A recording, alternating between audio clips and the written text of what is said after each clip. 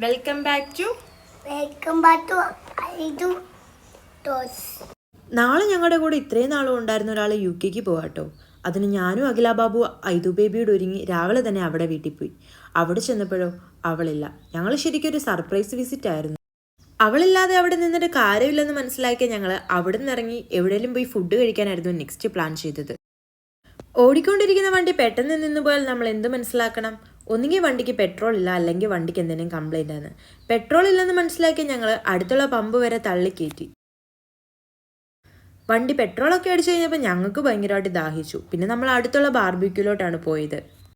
ഇവൾ ഈ menu card നോക്കുമ്പോൾ നിങ്ങൾ ഓർക്കും ഇവളെന്തോ കാര്യമായിട്ട് ഓർഡർ ചെയ്യാനായിട്ടാണെന്നല്ലേ? അല്ല, തൊട്ടപ്പുറം ഇത്രയും നേരം ഫോൺ ഉണ്ടായിരുന്നു കേട്ടോ. ഫോണിൽ കാൽക്കുലേറ്ററിൽ ഓരോ ഫുഡിൻ്റെ എമൗണ്ട് കാൽക്കുലേറ്റ് ചെയ്തിട്ട് ഇവൾ എന്ത് ഓർഡർ ചെയ്യണമെന്നുള്ള ഡൗട്ടായിരുന്നു. കുറച്ച് കഴിഞ്ഞപ്പോൾ അവിടെ ഒരു മൈക്ക് സെറ്റൊക്കെ ഉണ്ടായിരുന്നു. ഞങ്ങൾ അതെടുത്ത് കുറച്ച് പാട്ടൊക്കെ പാടാൻ ട്രൈ ചെയ്തു.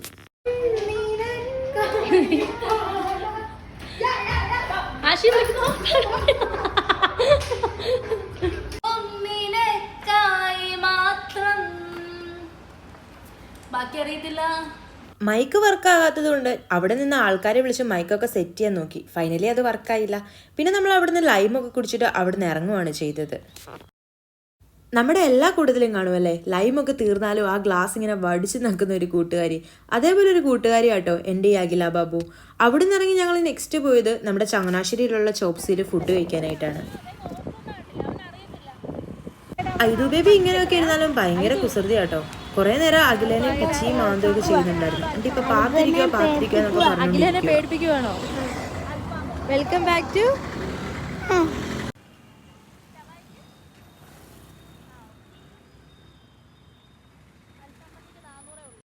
ഞങ്ങൾ ഒരു ഹാഫ് ഷവായി മന്തിയായിരുന്നു പറഞ്ഞത്. ഫുഡൊക്കെ കഴിച്ചതിന് അവിടുന്ന് ഞങ്ങൾ ഇറങ്ങി പിന്നെ പോയത് ഐദു ബേബിനെ വീട്ടിലാക്കാനായിട്ടാണ്. കാരണം നല്ല വെയിലായിരുന്നു. കുഞ്ഞിനെയും കൊണ്ട് നമ്മൾ എവിടെയെങ്കിലും പോകുന്നത് ഭയങ്കര ടാസ്ക്കാണ്. ഇവനാണെങ്കിൽ ഞാൻ രാവിലെ ഒരുങ്ങി ഇറങ്ങിയപ്പോൾ തന്നെ എൻ്റെ കൂടെ വരണമെന്ന് പറഞ്ഞ് ഭയങ്കര കരച്ചിലായിരുന്നു. അങ്ങനെയായിരുന്നു ഞാൻ ഇവനെ ഇങ്ങനെ കൊണ്ടുവന്നത്. ഐദു ബേബിനെ കൊണ്ട് വീട്ടിലിറക്കി വിട്ടപ്പോൾ അവന് നല്ല വിഷമം ഉണ്ടായിരുന്നു കേട്ടോ. എന്നോടും കൊണ്ടുപോകാവോ ബെനാപ്പ എന്ന് തന്നെ ചോദിച്ചുകൊണ്ടിരിക്കുമായിരുന്നു. ഈ വെയിലത്ത് അവനെ കൊണ്ട് പോയാൽ അവൻ തന്നെ ടയേർഡ് ആവുമല്ലോ എന്നുള്ള രീതിയിലാണ് അവനെ നമ്മൾ കൊണ്ട് വീട്ടിൽ വിട്ടത്.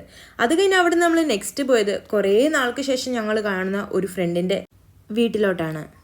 ഞങ്ങൾ ചെന്ന ടൈം ഒട്ടും റൈറ്റ് ടൈം അല്ലായിരുന്നു. കാരണം അവിടെ മൂത്ത ചേച്ചിനെ അന്ന് പെണ്ണ് കാണാനായിട്ട് ചെറുക്കൻ വീട്ടിൽ നിന്ന് ആൾക്കാർ വന്ന ടൈമായിരുന്നു. പിന്നെ അധിക നേരം അവിടെ നിന്ന് വഷളാകാതെ ഞങ്ങൾ അവിടെ നിന്ന് ഇറങ്ങി നെക്സ്റ്റ് പോയത് അഖില ബാബുവിൻ്റെ അമ്മൂമ്മയുടെ വീട്ടിലാണ്. ഞങ്ങൾ അവിടെ ചെന്നപ്പോൾ അഖില ബാബുവിൻ്റെ അമ്മൂമ്മ ഒരു ക്ലോക്ക് ഇടാനായിട്ട് ഭയങ്കരമായിട്ട് കഷ്ടപ്പെടുമായിരുന്നു. അഖില ബാബുവിനോട് ഞാൻ പറഞ്ഞു, നീ വീഡിയോ ഒക്കെ എടുത്തോ, ഞാനിപ്പോൾ ക്ലോക്ക് ഇട്ട് കൊടുക്കാമെന്ന്. അങ്ങനെ ക്ലോക്കൊക്കെ ഇട്ട് കൊടുത്ത് ഞങ്ങൾ അവിടുന്ന് നെക്സ്റ്റ് പോയത് നമ്മുടെ സുട്ടുവിൻ്റെ വീട്ടിലോട്ടാണ്. സുട്ടുവിനെ കണ്ടപ്പോൾ എനിക്ക് തന്നെ അങ്ങ് എന്തോ പോലെ വല്ലാത്തൊരു പഹയത്തി താത്ത അല്ലേ? നിങ്ങൾക്കും തോന്നുന്നില്ലേ അങ്ങനെ? സുട്ടുമ്പോൾ ഞങ്ങൾക്ക് 2 ഷാർജ ഷേക്കൊക്കെ അടിച്ചു തന്ന് ടാറ്റ പറഞ്ഞു വിട്ടു കേട്ടോ. അവിടുന്ന് ഇറങ്ങി നമ്മുടെ ചങ്ങനാശ്ശേരി പാർക്കിൻ്റെ സൈഡിൽ പോയി ബെൻസ് വരുന്നിടം വരെ വെയിറ്റ് ചെയ്ത് കുറച്ച് വീഡിയോസും ഫോട്ടോസും ഈ വട്ടു പിള്ളേരൊക്കെ കാണിച്ചെടുക്കുന്നത് പോലെ ഞങ്ങൾ കുറച്ച് ഫോട്ടോസും വീഡിയോസും ഒക്കെ എടുത്തു കേട്ടോ.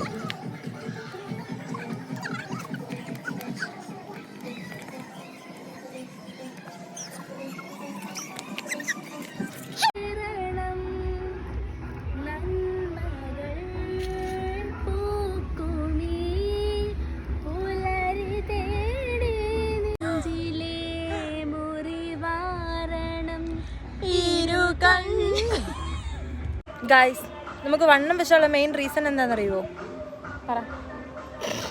ഇങ്ങനെ വരും.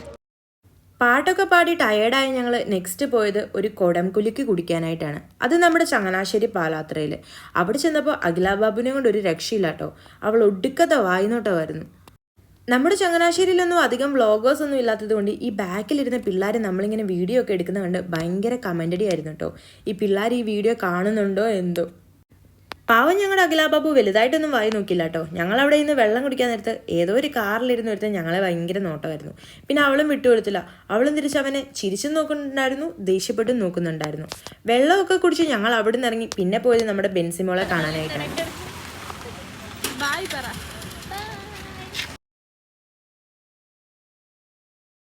ഈ ഒരു സാധനത്തിന് നമുക്ക് കിട്ടുന്നത് റോഡിൽ നിന്നാട്ടോ. അപ്പം തന്നെ പിടിച്ച് വണ്ടിയുടെ നടുക്കിരുത്തി അവളെയും കൊണ്ട് നമ്മുടെ ചങ്ങനാശ്ശേരി പാർക്കിലാണ് പോയത്. കൊച്ചു UK പോകുന്നതിന് മുമ്പുള്ള കോലമാണ് ഇങ്ങനെ. നിങ്ങളാരും ഞെട്ടണ്ട കേട്ടോ. കൊച്ചിൻ്റെ ഇപ്പോഴത്തെ കറണ്ട് ഒരു ഫോട്ടോ ഞാൻ ഇതിനൊപ്പം ആഡ് ചെയ്യാം.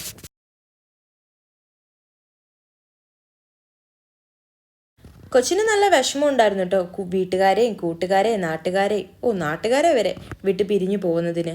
പിന്നെ നമ്മൾ കുറച്ചു നേരം അവളുമായിട്ട് കുറച്ച് വൈബൊക്കെ അടിച്ച് ചില്ലൊക്കെ അടിച്ചു. സത്യം പറഞ്ഞാൽ ഇവരെയൊക്കെ സമ്മതിക്കണം കേട്ടോ. UK കാനഡയൊക്കെ പോകുമ്പോൾ കാശുകാരൻ്റെ മോള് പോവുക എന്നൊക്കെ ആയിരിക്കും നാട്ടുകാരൊക്കെ പറയുന്നത്. ശരിക്കും ആ പോകുന്നവരുടെ ഉള്ളിലെ വേദന വിഷമമൊക്കെ അത് അടുത്ത് നിൽക്കുന്നവർക്ക് മാത്രമേ മനസ്സിലാകുള്ളൂ. പറയുന്നവർക്ക് എന്ത് വേണേലും പറയാം, പക്ഷെ പോകുന്നവർ അനുഭവിക്കുന്നവർക്ക് ആ ഒരു വിഷമം അവർക്ക് മാത്രമേ മനസ്സിലാവുള്ളൂ. ഇവള് പോകാൻ നേരത്ത് ഞങ്ങൾക്ക് നല്ല വിഷമം ഉണ്ടായിരുന്നു കേട്ടോ. ഞങ്ങളൊക്കെ കമ്പനി വന്നത് +1 +2 ടൈമിലായിരുന്നു. ലാസ്റ്റ് മൊമെൻറ്റിൽ ഇവള് പോകാൻ നേരത്ത് ഞങ്ങൾക്ക് നല്ല വിഷമം ഉണ്ടായിരുന്നു. അപ്പം ബൈ.